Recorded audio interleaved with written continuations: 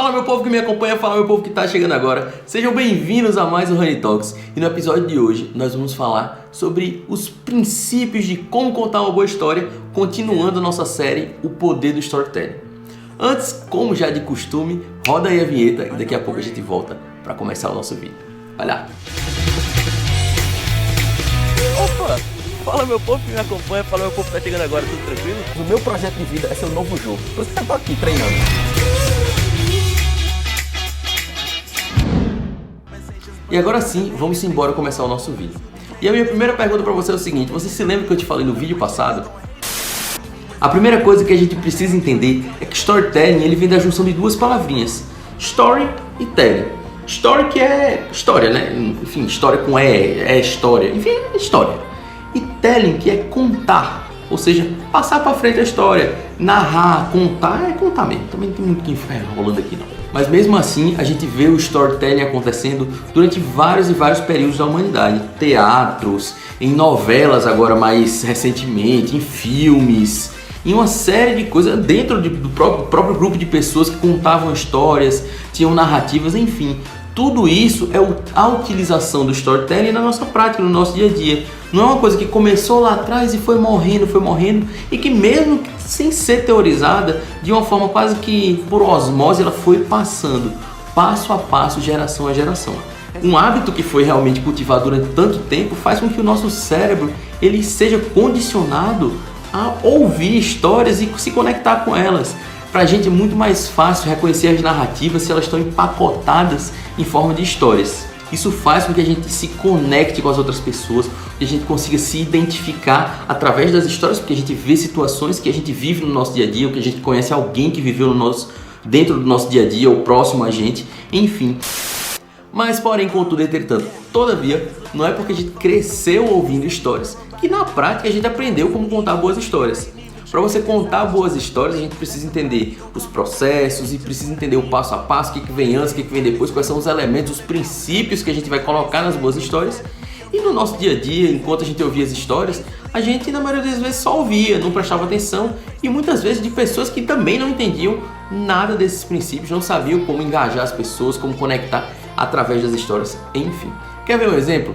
Eu tenho certeza que tu está aí assistindo, você conhece uma pessoa que na hora que vai contar uma piada, por exemplo, não sabe contar.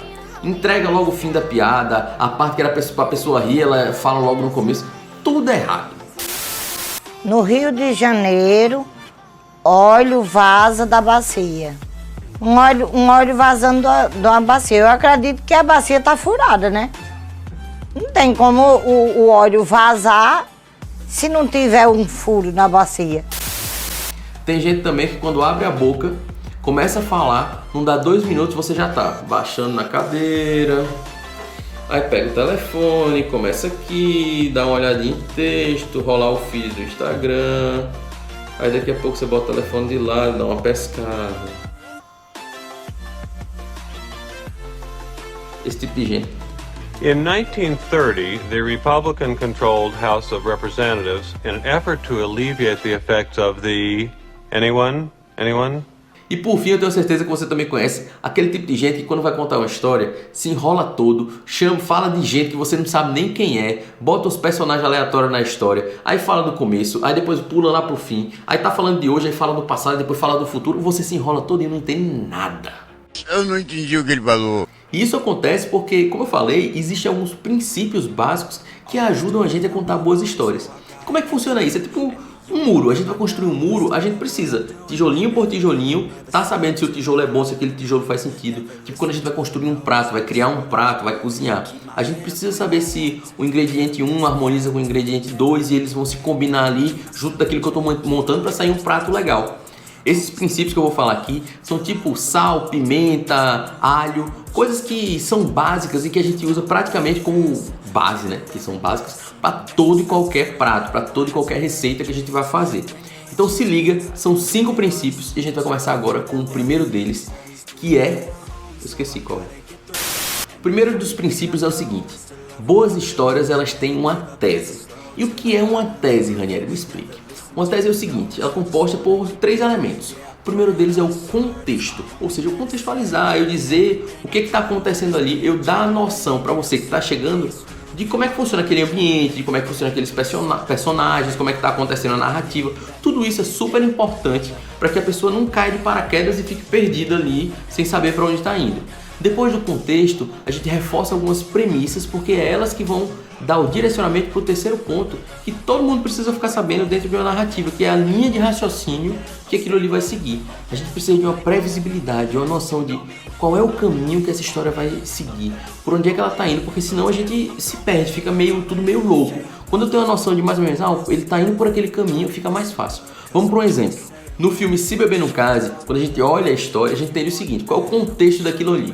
4 amigos, eles vão para Las Vegas, um deles vai casar e eles estão indo para lá para comemorar a despedida de solteiro de um deles. Dentro da noite da despedida de solteiro, muita coisa acontece, e quando eles acordam no outro dia, um desses amigos, o noivo, sumiu, desapareceu. E eles foram drogados durante a noite, não lembram de nada.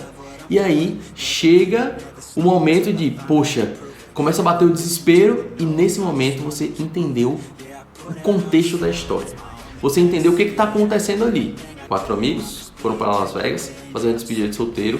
Aconteceu uma loucura durante a noite, deram algumas coisas erradas e eles desapareceram. Um deles desapareceu, que é o noivo. Contexto dado. A partir daí, a gente consegue extrair algumas premissas. Quais são as premissas? Premissa número 1, eles não lembram de nada. Premissa número 2, eles ficaram tão loucos na noite passada que o noivo sumiu. Premissa número 3, o casamento vai acontecer dali a menos de um dia ou um dia, enfim. Então, quando a gente entende essas premissas, a gente consegue deduzir a linha de raciocínio. Qual é a linha de raciocínio? Eles precisam, os que estão lá no quarto, acordaram sem entender nada, precisam começar a investigar a partir dos indícios que eles têm para entender o que aconteceu na noite passada e encontrar o amigo deles que fugiu antes que o casamento aconteça, para poder levar ele para casa e ele casar. Então, a gente já entende a narrativa, qual é a tese por trás da história. Isso faz com que a história ela se torne interessante. Quanto mais interessante a tese, quanto mais interessante as premissas, tende a ser mais interessante e a gente tende a prestar mais atenção nas histórias. Por isso que esse é o primeiro princípio. O segundo princípio é o seguinte: boas histórias prendem a atenção. E aí nessa hora você vira pra mim, tá, Ranieri, beleza, isso é óbvio, eu preciso prender a atenção. Mas como é que eu faço isso? Porque quando eu tento contar as minhas histórias, muitas vezes eu vejo a galera se dispersando, as pessoas não fixam o olhar em mim, não prendem a atenção, vão mexer no celular, enfim. Tem um macete, tem uma dica, tem um caminho que vai nos ajudar a fazer com que as pessoas comecem a prender mais atenção. E isso muitos filmes utilizam. Que é o seguinte, você precisa abrir loops.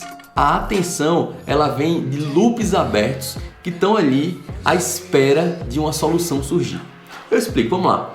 Senhor dos Anéis. Senhor dos Anéis, existe a tese principal, existe a busca principal, que é de Frodo conseguir queimar o anel, mas não ia ficar muito legal essa frase.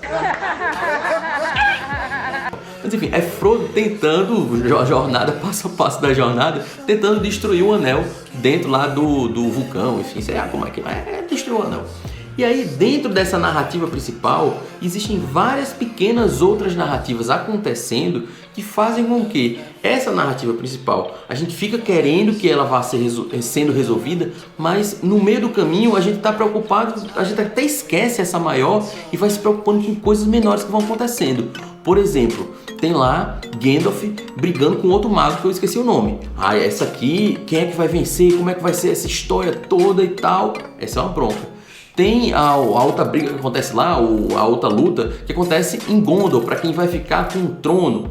É uma outra luta, é uma outra batalha. E esses conflitos que vão acontecendo fazem com que a gente vá prendendo a atenção ponto a ponto. Se a gente só abre um grande loop, às vezes as pessoas desinteressam, porque é um loop muito grande. Às vezes a pessoa, em um determinado momento, ela fala, não faz mais sentido, esqueci o loop que está aberto e tal. Quando você vai abrindo vários loops pequenos, um atrás do outro, e aí resolve uma, já abre outro, e resolve uma, já abre outro, as pessoas tendem a prestar mais atenção. Então, se você coloca esse segundo princípio dentro das suas histórias, eu tenho certeza que isso vai te ajudar a prender mais a atenção das pessoas. Boas histórias, elas geram identificação e esse é o nosso terceiro princípio. Vamos para um exemplo direto aqui. O documentário que saiu de Fred, Desimpedidos, mostrando o processo que ele passou para se tornar um jogador profissional de futsal. Isso gera identificação. Por quê? Porque primeiro muitas pessoas sonham em serem jogadores de futebol, jogadores de futsal, em virar um atleta profissional. Então você olha ele lá, trilhando o caminho que você queria trilhar, e você fala, poxa, eu sou como essa pessoa. Esse é um sonho que ele está vivendo, é o meu sonho. Então eu entendo as dificuldades que ele está passando, eu entendo quais são os objetivos, os desejos que ele quer conquistar. E muitas vezes você não precisa nem ter esse sonho, nem ser a pessoa que queria ser jogador de futebol. Mas você conhece alguém que é essa pessoa, ou até você se identifica com uma situação ou outra. Por exemplo, ele não está conseguindo fazer o gol. Às vezes eu também, na minha empresa ou no meu trabalho, eu não estou conseguindo conquistar aquele principal objetivo que eu tenho. E eu fico lutando, e parece que nada vai dar certo. Isso gera identificação. Por quê? Porque as histórias, os personagens têm o poder de mostrar pra gente, através das telas, ou através de palestras, através de discursos, através de aulas, muito do que a gente queria ser, muito do que a gente anseia, muito do que a gente deseja. Então, na hora que a gente se vê no outro personagem de alguma maneira, a gente consegue se identificar. E esse sentimento de identificação faz com que a gente acredite nas histórias, que a gente abrace as histórias como algo que nos chama atenção, que nos prende e que nos faz querer olhar para as histórias e falar, beleza, eu vou prestar atenção nisso aqui. Isso aqui ganhou a minha atenção. Isso aqui vale a pena eu dedicar o meu tempo para consumir. E é por isso que esse é o terceiro princípio, que é tão importante para contar boas histórias. Nosso quarto princípio que não poderia faltar é a emoção. A gente sabe que histórias geram emoção, geram sentimentos, despertam sentimentos na gente, sejam bons sentimentos, sejam sentimentos ruins, sejam sentimentos de alegria, de tristeza e por aí vai. No filme Marley e eu duvido que você, ou pelo menos alguém que você conheça, que tenha assistido esse filme, quando chegou no final, que Marley morreu, você não tenha chorado. É complicado, por quê? Porque a gente vai se conectando com os personagens, a gente vai entendendo aquela narrativa, e se você, por exemplo, como eu, teve um cachorro, era um labrador, na hora que bateu ali a situação, que você viu o cachorrinho indo embora, na época o meu cachorro não tinha nem morrido, eu falei, meu Deus do céu, o que vai acontecer quando o Bob morrer? E foi uma choradeira quando o Bob morreu, mas a primeira choradeira foi quando eu assisti Marley e eu. Por quê? Porque eu me conectei com aquela história despertou uma emoção em mim, que me fez sair do meu lugar comum. Ao mesmo tempo, as nossas narrativas também podem gerar sentimentos bons, sentimentos de alegria. Por exemplo, o filme de Ayrton Senna, ou assistir uma corrida de Ayrton Senna, faz com que a gente olhe para aquela história ali que está sendo contada, e na hora que a vitória vem, na hora que tudo acontece, até no filme de Fred, na hora que ele faz o gol no final, porque passaram-se vários episódios, ele não conseguia fazer o gol, mas no último minuto do último jogo, ele conseguiu tomar uma bola e meio na correria chutou e gol. Eu tava assistindo um documentário na sala, eu sabia que aquilo tinha sido gravado, não era ao vivo, não era um jogo de verdade, mas eu pulei e comemorei. Por quê? Porque as histórias geram emoção. E na hora que a gente pensa como gerar emoção através das nossas histórias e coloca essa pitadinha de emoção, sabendo que é um princípio que pode estar dentro das nossas histórias, a gente consegue conectar muito mais com a pessoa que está ouvindo as nossas histórias. Por isso, esse é um princípio fundamental que tem que estar dentro de toda e qualquer história, as emoções. E por fim, mas não menos importante, boas histórias precisam ser críveis, precisam ser plausíveis. A gente precisa acreditar na veracidade daquela história. Rani, mas não existem ficções científicas, não existem filmes que retratam realidades paralelas, distopias e por aí vai? Existem. Mas mesmo nesses filmes, se a gente observar, o que acontece? A sequência lógica que acontecem aos fatos, elas são plausíveis, elas retratam uma linha de raciocínio que a gente olha para ela e fala, beleza, tem lógica aqui por trás, beleza, eu consigo acreditar, por mais que seja um universo paralelo, mas que essa sequência de passos gerou ao resultado final. É uma noção de causa e efeito. A gente precisa mostrar o que acontece, ou seja, o efeito, mas aquilo precisa ter uma causa por trás. E se a gente não dá essa causa, se a gente não explica os porquês, muitas vezes essas histórias que fogem da realidade, elas se tornam desinteressantes. Porque você vai olhar e falar, poxa, nada a ver isso aí.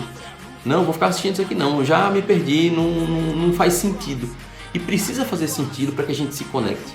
Ao mesmo tempo, se é uma história real, e histórias reais tem muito mais vantagem nesse sentido, a gente consegue se conectar porque a gente olha para aquela história e fala, beleza, eu entendi porque aquele personagem fez isso, eu entendi porque aquele personagem roubou o banco, por quê? Porque ele perdeu o emprego, o chefe foi cuzão com ele, e aí na hora do vamos ver ele precisava de dinheiro para alimentar a filhinha dele, foi lá e assaltou um banco.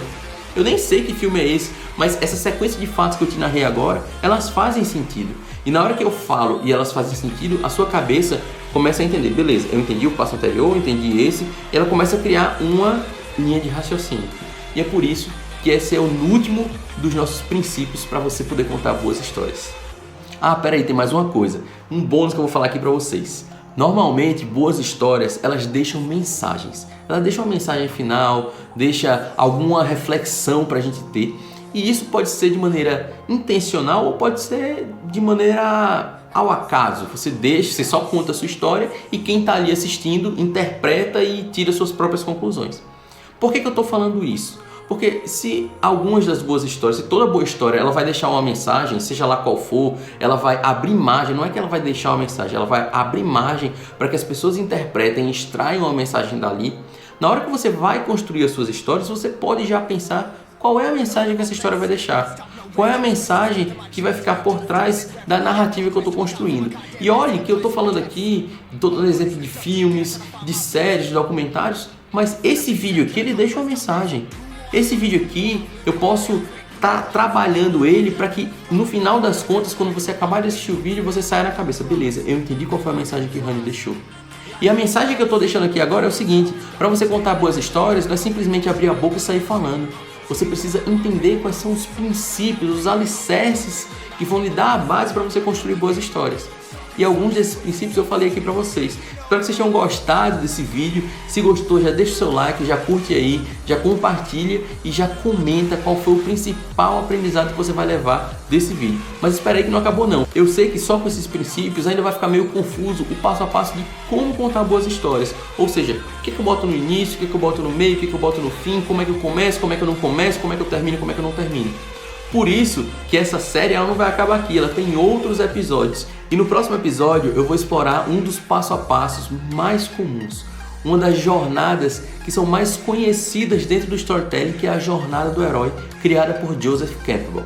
Eu vou explorar essa jornada, mostrando cada um dos 12 passos que ele explica para contar como é que funciona a jornada do herói. E você já vai sair daqui podendo aplicar esse passo a passo da jornada do herói para construir a sua história. E agora sim, estamos encerrando o nosso vídeo. Para você que ficou até aqui, muito obrigado. A gente se vê na próxima semana com mais um vídeo da nossa série O Poder do Storytelling. Um grande abraço e valeu. Fui! Opa! Fala meu povo que me acompanha, fala meu povo que tá chegando agora, tudo tranquilo? O meu projeto de vida é ser um novo jogo. Por isso que eu tô aqui treinando.